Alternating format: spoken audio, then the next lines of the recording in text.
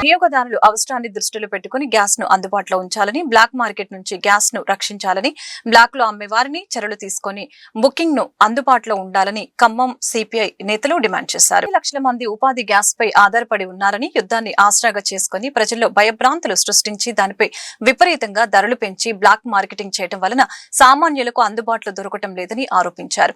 ఈ కార్యక్రమంలో జిల్లా కార్యవర్గ సభ్యులు యానాల సాంశివరెడ్డి, నగర నాయకులు షేక్ సైదా, షేక్ చానా, జాల నరసింహారావు, డి శేఖర్, అల్లుడు, దుర్గా, మొహమ్మిల్ తదితరులు పాల్గొన్నారు.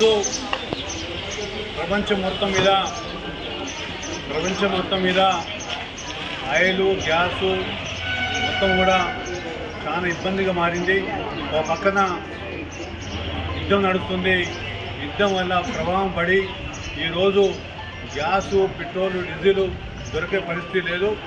అలాంటప్పుడు మన ఇండియాలో మొత్తం గ్యాసులు కావాలని చెప్పి కొంతవరకు స్టోరేజ్ చేసి బ్లాక్ చేస్తున్నారు. ఇలాంటి పరిస్థితి కాకుండా ప్రజలందరూ కూడా గ్యాస్ ఇవ్వాలని చెప్పి అందరూ కూడా ఎవరైతే బుక్ చేసుకున్నారో వాళ్ళకు బుకింగ్ 24 గంటలు ఉండి వాళ్ళకు గ్యాస్ ఇవ్వాలని చెప్పి కొంతమంది బ్లాక్లు అమ్ముకుంటున్నారని చెప్పారు. ఆ బ్లాక్లు అమ్ముకుంటా చర్యలు తీసుకోవాలని చెప్పి సిపిఐ పార్టీ విజ్ఞప్తి చేస్తూ ఈరోజు ఇక్కడ రావడం జరిగింది. దీనికి విచారణ జరిపి చర్యలు తీసుకోవాలని చెప్పి కొత్తగూడెం ఏరియా జీఎం కార్యాలయం ఎదుట Singareni collieries workers union AITUC ఆధ్వర్యంలో కార్మికుల సమస్యల్ని పరిష్కరించాలని ఒకరోజు నిరాహార దీక్ష చేపట్టారు. ఈ దీక్ష శిబిరంలో సిపిఐ పార్టీ జిల్లా కార్యదర్శి సాబిర్ పాషా, కార్మిక సంఘాల నాయకులు పాల్గొని మాట్లాడారు. సింగరేణి సంస్థ మనుగడే లక్ష్యంగా గుర్తింపు కార్మిక సంఘం సింగరేణి కాలరీస్ వర్కర్స్ యూనియన్ పోరాటం చేస్తుందని చెప్పారు. వెంకటేష్ కని ఓపెన్ కాస్ట్ లో సింగరేణి యంత్రాలు పర్మనెంట్ కార్మికులతో బొగ్గు తీయాలని తెలిపారు. కాంట్రాక్ట్ కార్మికులకు కనీస వేతనం చెల్లించారని, తదితర డిమాండ్లతో ఒకరోజు నిరాహార దీక్ష చేపట్టడం జరిగిందని వివరించారు. సింగరేణి సమస్యల్ని పరిష్కరించకుంటే సమ్మెకు దిగుతామని ఈ సందర్భంగా హెచ్చరించారు. కార్మికులు కానీ సింగరేణి కార్మికులు సింగరేణి యంత్రాలతో నిర్వహించాలని, ప్రైవేట్ కాంట్రాక్టర్లకు మొత్తం పనులు అప్పచెప్పే నిర్ణయాలకు వ్యతిరేకంగా ఈనాడు ఏఐటీసీ నాయకత్వాన కొత్తగూడెం జీఎం కార్యాలయం ముందు వందలాది మందితో నిరాహార దీక్ష శిబిరం జరుగుతూ ఉంది.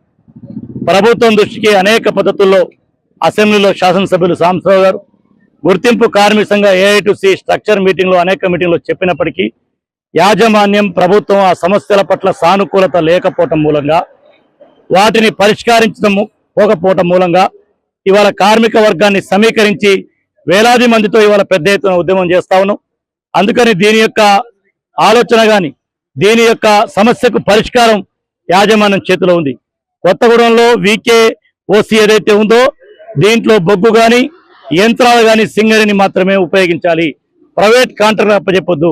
గతంలో సత్తుపల్లి ఓసీకి ఇక్కడ నుంచి ఓసీ బంద్ అయినప్పుడు కార్మికులను తీసుకెళ్లారు. ఇవాళ కొత్త ఓసీ వచ్చింది. ఎవరైతే సత్తుపల్లిలో వెళ్ళారో వాళ్ళందరినీ కూడా కొత్తగూడెం తీసుకురావాలి. అదేవిధంగా కాంట్రాక్ట్ కార్మికుల యొక్క సమస్యలు, వాళ్ళ వేతన ఒప్పందం పూర్తి చేయాలి. సింగరేణి కార్మిక వర్గానికి కావాల్సినటువంటి మెరుగైన సౌకర్యాలు, సొంత ఇంటి స్కీమ్ కానీ లేదా హాస్పిటల్ సమస్య కానీ, వాళ్లకు ఉన్నటువంటి వేతన సమస్యలు కానీ వీటన్నిటిని పరిష్కరించాలి. అంతిమంగా ఈ కంపెనీని కాపాడాలి. కంపెనీలో రాజకీయ జోక్యాన్ని నివారించాలి. ఈ డిమాండ్స్ తో ఈ పోరాటం చేస్తా ఉన్నాం. ఈ ప్రభుత్వం యాజమాన్యం ఈ సమస్యని పరిష్కారం చేస్తామని ఆశిస్తా ఉన్నాం. లేనిలా దీన్ని మరింత ఉధృతం చేస్తాం.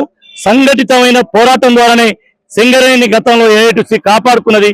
ఇవాళ కూడా ఆ పోరాట శక్తితోనే ముందుకెళ్తామని చెప్పి ఈ సందర్భంగా తెలియజేస్తాం. పరిష్కారం కోసము మరి ఈ రోజు ఈ నిరాహార దీక్ష తర్వాత 30వ తేదీన చలో హెడ్ ఆఫీస్ ముట్టడి కార్యక్రమం ఉంది. అక్కడ వంట వార్పు కార్యక్రమం కూడా ఉంది. భారీ ఎత్తున దగ్గర 1000 మంది కార్మికులు అన్ని ఏరియాల నుంచి తరలి వస్తున్నారు. అదేవిధంగా కొత్తగూడెం కార్పొరేట్, అదేవిధంగా మరి కొత్తగూడెం ఏరియా, సత్తుపల్లి కార్మికులు కూడా జాయిన్ అవుతారు. భారీ ఎత్తున ఈ ధర్నా కార్యక్రమం జరుగుతుంది. ఆ ధర్నా కూడా మరి యాజమాన్యం లొంగిపోకుండా మరి సమస్యల పరిష్కారం కాకపోతే మరి 7వ తారీఖున ఏప్రిల్ 7వ తారీఖున మేమంతా కూడా కలిసి